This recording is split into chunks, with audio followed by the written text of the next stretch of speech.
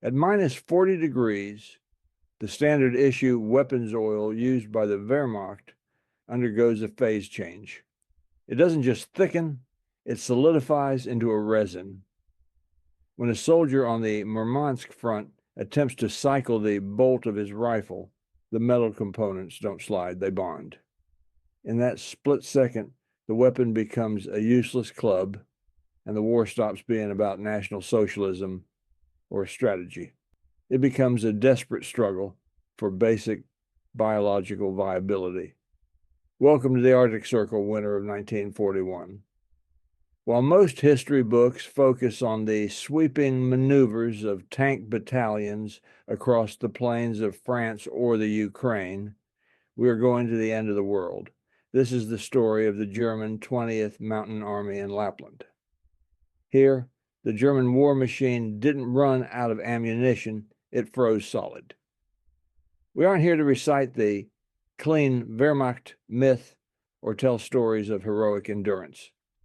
We are digging into the meteorological logs, the quartermaster reports, and the casualty returns to expose a graveyard of equipment and personnel. This wasn't a stalemate, it was a massacre committed by the latitude. You need to understand the terrain before we discuss the combat. We are talking about the tundra and taiga belts. No roads, no rail networks beyond Rovaniemi. The primary supply line is a single dirt track that turns to an impassable bog in the summer and a sheet of ice in the winter. The Wehrmacht entered this theater assuming their standard Blitzkrieg logistics would hold. They calculated fuel consumption based on European paved roads. They calculated caloric intake based on temperate climate activity.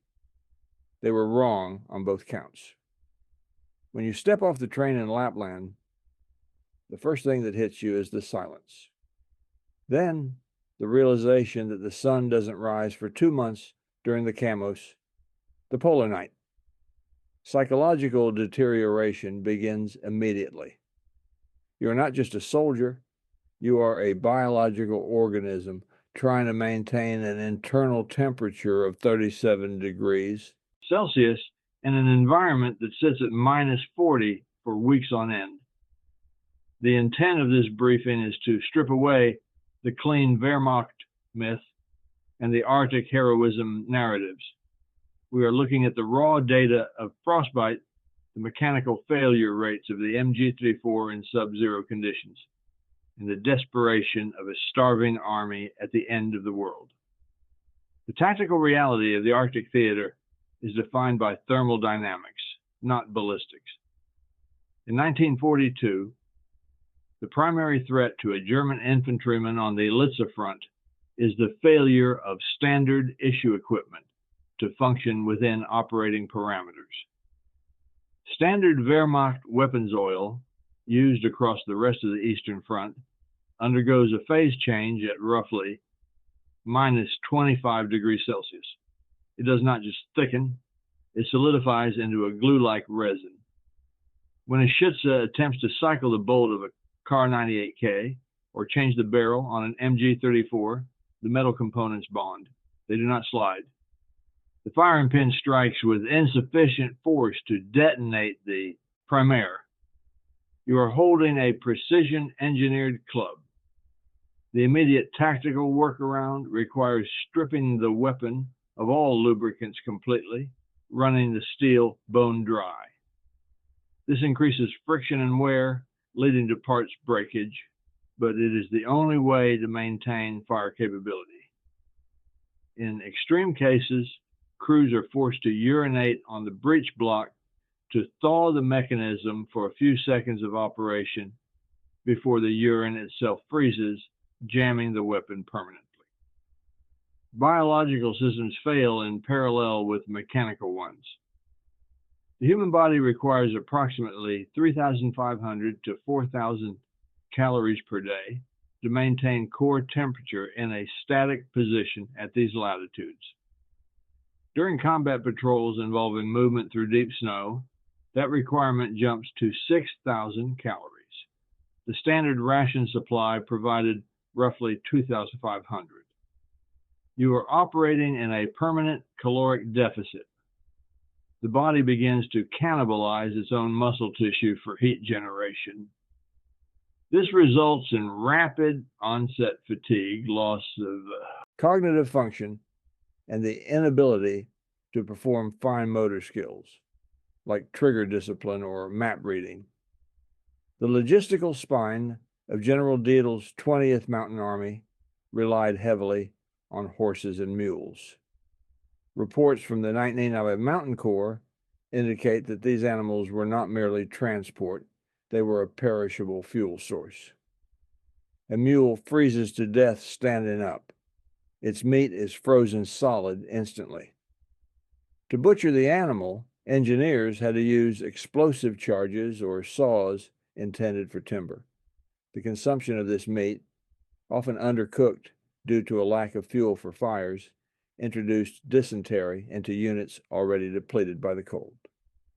Official quartermaster logs from the winter of 1941-1942 present a stark picture of unpreparedness. The Oberkommando des Heeres, OKH, logistical tables, verify that winter clothing shipments intended for the Murmansk front were deprioritized in favor of Army Group Center outside Moscow. This left the Gebirgsjäger fighting in standard wool tunics, layered with whatever civilian clothing could be looted or improvised.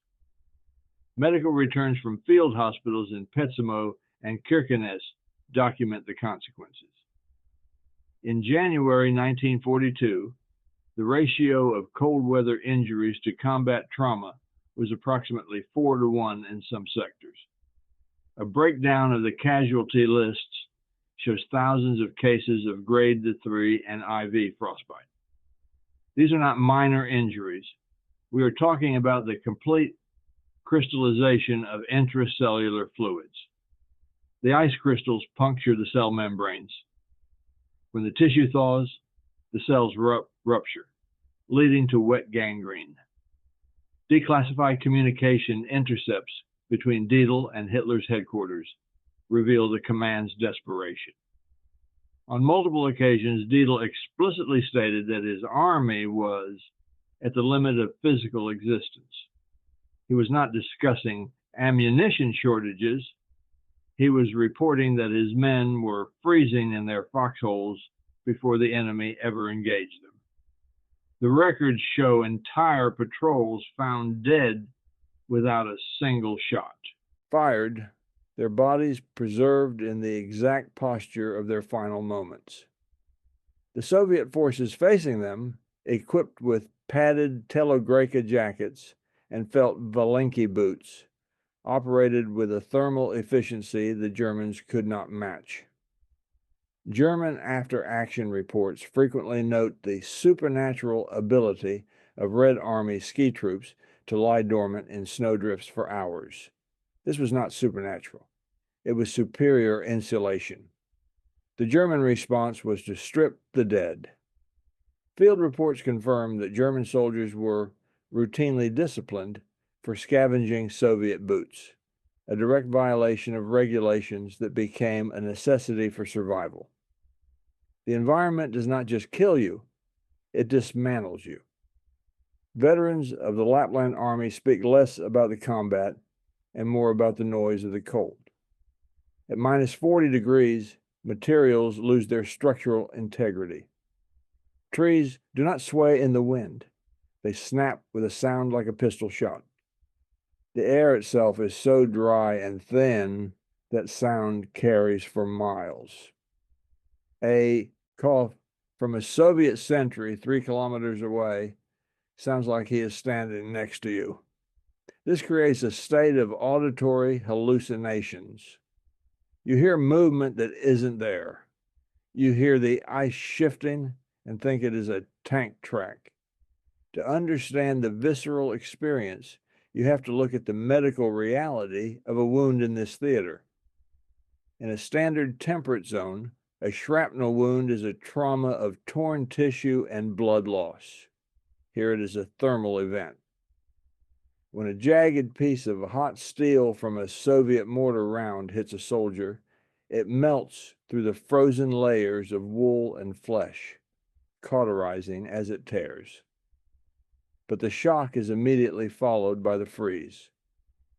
Field surgeons in the rear areas, often operating in tents where the ambient temperature was still below freezing, reported that blood plasma bottles would shatter before they could be administered. The tubing for IVs would snap. When a medic attempts to apply a dressing, he has to remove his gloves. If he touches the patient's exposed skin with his bare hands, the moisture on his fingertips instantly bonds him to the patient. Tearing away removes the skin from both men. We have accounts from the survivors of the Road of Death near Saye. They described the progression of necrosis. It starts with the white spots on the nose and earlobes. You don't feel it. Your buddy sees it. If you don't rub snow on it immediately to restore circulation, the tissue dies. Within 48 hours, it turns black and hardens. It sounds like wood when you tap it. The smell isn't the rotting smell of the jungle. It is a dry, musty scent, like old leather. Men were walking around on feet that were effectively dead blocks of meat, held together only by the compression of their boots. Taking the boots off meant the flesh would come off with the sock. So, you simply didn't take them off. You let the rot sit. The operational impact of this environment forced a total regression of tactics. The German soldier is trained for aggression, for Blitzkrieg, war of movement. In the Arctic, movement is death. You sweat when you move. The sweat freezes the moment you stop. This layer of ice against the skin induces hypothermia rapidly. Consequently, patrols became slow, lumbering events. Soldiers moved at a fraction of their normal pace, terrified of overheating. Fear became a tactical disadvantage, not because of cowardice, but because of physiology. Adrenaline makes you shake. In the Arctic, shivering is a survival mechanism, but uncontrollable shaking from fear or cold compromises your aim. The sniper war in the forests around Kestinga wasn't about skill. It was about who could lie still the longest without freezing to death. The Soviet snipers, often wrapped in multiple layers of furs and lying on reindeer skins, could outweight the Germans. The psychological toll of the Kaamos cannot be overstated. For 2 months, the sun does not rise. You are fighting in a perpetual twilight. The circadian rhythms collapse. Men stopped sleeping, or they slept for 14 hours and woke up exhausted. The darkness hides the enemy, but it also hides the terrain features. You walk off a ledge you couldn't see. You step into a ravine. The darkness breeds a specific type of fatalism. Commanders reported a condition they called Arctic stare, a lethargy where a soldier would simply sit down in the snow, refusing to move, feeling a false sensation of warmth. This is the final stage before death. Their squad mates would have to beat them physically to get them to stand up. Safety measures were draconian. Sentries were posted in pairs, not to watch the enemy, but to watch each other for signs of freezing. If your partner stopped stomping his feet, you hit him. If he didn't respond, you dragged him to the warming hut.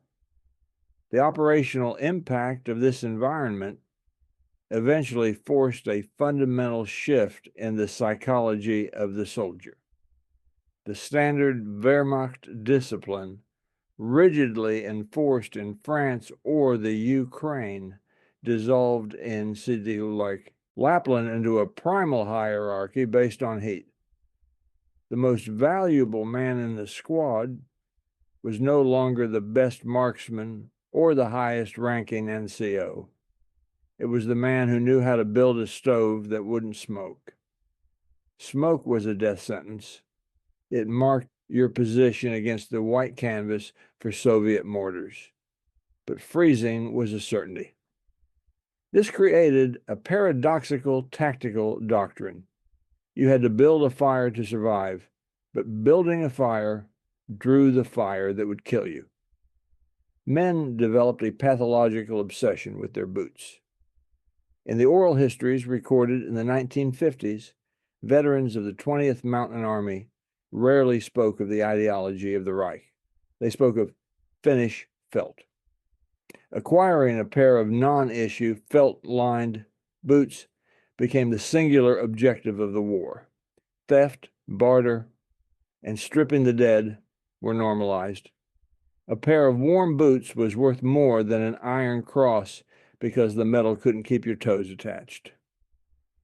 This isolation created the eye smear mentality. The soldiers in the Arctic felt completely detached from the war in Europe. They were not fighting for Berlin. They were fighting for the specific hole in the snow they occupied. The chain of command stretched thin. Orders from the OKW to hold the line at all costs were interpreted loosely by officers who knew that holding meant simply not dying.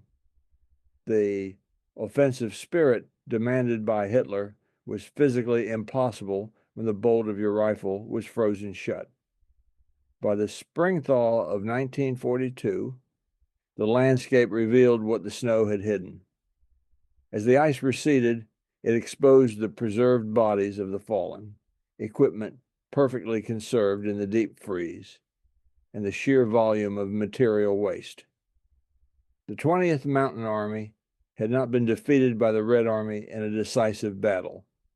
It had been hollowed out by the latitude. The division's strength reports from May 1942 show units at 60% combat effectiveness, with the vast majority of attrition listed as non-combat. When we look back at the Murmansk front today, we aren't looking at a battlefield in the traditional sense. We are looking at a monument to hubris. The rusted remains of German trucks, the skeletal frames of Ju-88s that crashed not from flak, but from icing, and the endless lines of barbed wire are still there, preserved by the tundra. The moss grows over the steel, but the steel does not rot. It sits there as a testament to the fact that you cannot conquer physics. To the men who served there, on both sides, the war was not about the border. It was about the endurance of the human organism against an environment designed to extinguish it. The survivors carried the Arctic stare for the rest of their lives, a permanent coldness that had nothing to do with the temperature. They knew a reality that the soldiers in Stalingrad or Normandy could not comprehend, that the earth itself was the enemy. And for those who didn't make it back, who still lie in the unmarked graves of the Pechenga district, there is no glory. There is only the silence of the tundra, the shifting of the permafrost, and the indifferent cold that claimed them long before the bullet did.